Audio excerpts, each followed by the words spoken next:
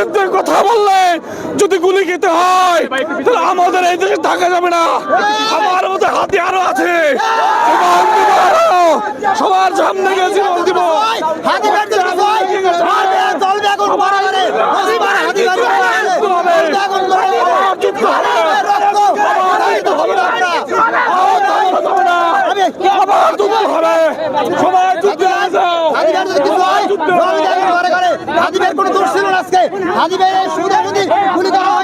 মাথায় গুলি করছে তাকে, তার জন্য সবাই দোয়া করবেন যেন আল্লাহ তাআলা বাঁচাই রাখে। কিন্তু গতকালকে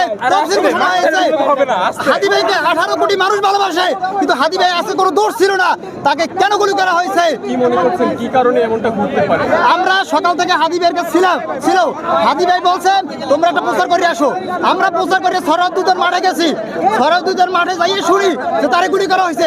আমরা সাথে সাথে এখানে চলে আসছি। আচ্ছা, আপনারা ভুয়া স্লোগান করেন।